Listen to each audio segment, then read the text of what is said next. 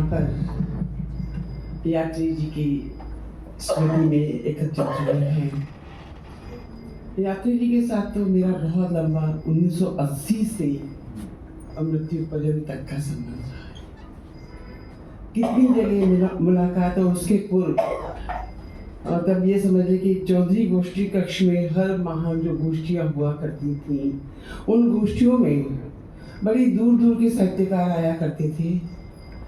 यात्री जी मूलतः कथाकार थे, तो उनका अंकुरण जो हुआ था शुरू में, वो कवि के रूप में हुआ था। बड़े कोमल कोमल गीत उन्होंने रचे थे और वो गीतों को कभी कभी सुनाया करते थे। गीत वही रच सकता है जिसके पास संवेदनाएं होती हैं, जिसके पास भाव प्रवणता होती है, जिसके पास वेदना होती है और जिसके पास शब्द शक्तियां होती हैं, वो गीतों का सृजन कर सकता है। और ये सब उनके पास था, और इसीलिए जब उन्होंने देखा कि गीत के अंदर कोई दूसरे लोग आगे चले आ रहे हैं, तो उन्होंने अपना रुख मोड़ा और वो कहानी की ओर आ गए। कहानियाँ बहुत अच्छी से अच्छी कहानियाँ लिखी, बड़ी सुंदर कहानियाँ लिखी, परंतु जैसे, क्योंकि मैं तो भुक्तभोगी हूँ कि साहित्य में भी जिस प्रकार से खेमेबाजी चल रही है और चलती आई है शुरू से, उसके शिकार यात्री जी भी हुए। ये यहाँ कहा गया है और ये बिल्कुल सिद्ध होता है कि यात्री जी का इतना होने के बाद भी जिस प्रकार से एक ऊंचा कद उनका था, क्यों मैंने उनको शुरू से वो झोला डाल के, कई बार मैंने कहा यात्री जी आप पैदल ही पैदल चलते हैं, कभी रिक्शा भी कर लीजिए।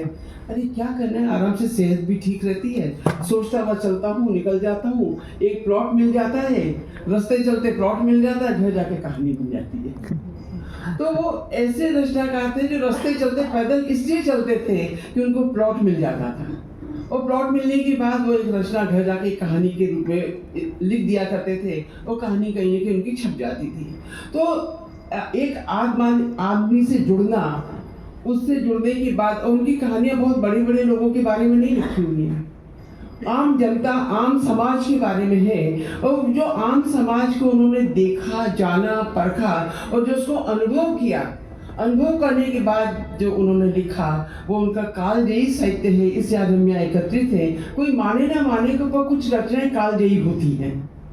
आज हम गोदान के बारे में बात करते हैं, गबन के बारे में बात करते हैं, या गुनाहों के देवता के बारे में बात करते हैं, या राज दरबारी के बारे में बात करते हैं। ये सब कालजयी रचना है, क्योंकि इन्होंने उस काल को जीने के बाद जो लिखा है, उसके अंदर यथार्थ को देते हुए आदर्श हमारे सामने रखा है। इसलिए वो रचनाएं कालजयी हो जाती हैं जहाँ आदर्श भी स्थापित किया जाता है, और ये कहानीकार वही आदर्श स्थापित कर सकता है जिसने उस युग को भोगा है।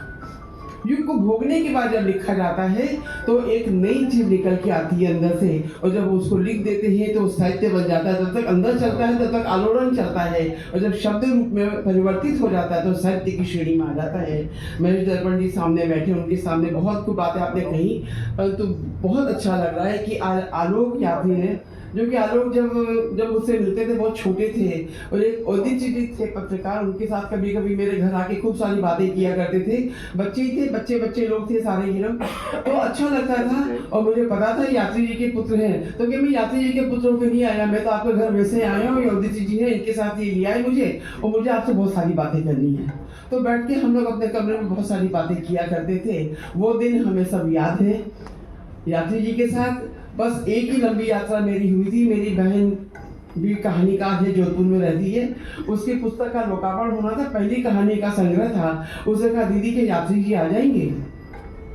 मैं पूछ लूंगी भाई, मैंने पूछा नहीं कभी इस प्रकार से, वो क्या लेंगे, मैंने ये भी नहीं पूछा कि वो क्या लेंगे। तो आज तक मैंने जाना नहीं कि कहीं जाते हैं तो क्या लेते हैं, तो मैं उनके पास जाऊंगी, क्योंकि लोग तो फीता काटने की 5 लाख ले लेते हैं, तो मुझे नहीं पता कि वो कितना लेंगे, क्या लेंगे, कैसे लेंगे, जोधपुर तक आना है, किस प्रकार से है। क्योंकि दीदी मैं ज़्यादा तो दे नहीं पाऊंगी, क्योंकि वो भी सेंट्रल स्कूल में टीचर थी, मैं आने जाने की व्यवस्था कर सकती हूँ, ठहरने की कर सकती हूँ, और बहुत होगा तो थोड़ा बहुत जो आप कहेंगी वो। तो मैंने यात्री जी से कहा, उनके घर गई, उनसे मैंने कहा यात्री जी ऐसे ऐसे बात है। अरे रमा सिंह तुम क्या बात कर रहे हो, तुम्हारे साथ यात्रा करना है, मुझे कुछ चाहिए ही नहीं। तुम्हारे साथ की यात्रा ही इतनी सुंदर यात्रा होगी कि वो संस्मरण हो जाएगी मेरे लिए।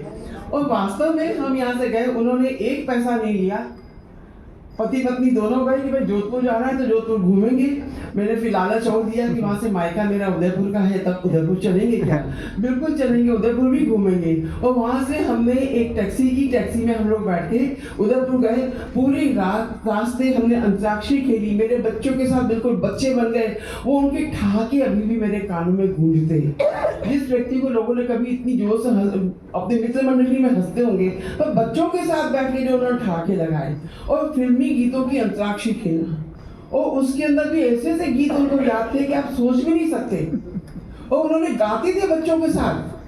और जब बच्चे कहते कि अंकल ये हमें ये शब्द अभी रुको, अभी एक सेकंड नहीं लगता था कहाँ उनकी मेमोरी थी, कहाँ, क्योंकि गीतों से जुड़े रहे। तो फिल्मी गीत उस समय के, तो फिल्म गीत हमारे कोर्स बुक हुआ करते थे, सीधी बात बताओ। तो वो फिल्मी गीत जो हमारे कोर्स बुक हुआ करते थे वो सबकी जुबान पे उस समय के लोगों के होंगे, तो वो सारे उनको याद थे। उदयपुर गए, उदयपुर घूमे, और मेरी तबीयत इतनी खराब हो गई, मेरे को हैजा हो गया पहुँचते पहुँचते। तो मुझे वहाँ छोड़ के उनको आना पड़ा। दोनों आए लौट के बाई बस आए, क्योंकि सब ट्रेन नहीं थी डायरेक्ट उदयपुर से, कुछ ये ब्रॉडगेज बन रही थी, तो बस से वो लौट के आए और कहते हैं रमा सिंह वो यात्रा बहुत अच्छी थी। तो यात्रा वास्तव में बहुत अच्छी थी। जब अपना साथी अपने जैसा मिल जाए, एक आत्मीय वातावरण हो, बच्चे साथ हों, और बच्चों के साथ एक इतना बड़ा व्यक्ति बच्चा बन जाए, तो यात्रा अपना अपने सुखद होती ही होती है। तो यात्री जी स्वयं यात्री थे और यात्रा को बहुत एंजॉय करते थे। वो यात्रा कैसी भी हो, चाहे वो अंदर की यात्रा हो, चाहे वो बाहर की यात्रा हो, परंतु उन्होंने जो भी जीवन जिया उसको अपने साहित्य में लिखा। तो आज हमारे बीच में हुए, और आलोक के माध्यम से वो हमेशा रहेंगे। हमारे मन में तो रहते हैं, पर हर वर्ष जब इस प्रकार की स्मृतियाँ होंगी तो हमारे बीच में रहेंगे और हमेशा हमेशा रहेंगे। यात्री जी कभी जाएंगे नहीं, और आलोक ने भी यात्री उपनाम रख लिया है, तो यात्री रहेंगे ही रहेंगे। धन्यवाद।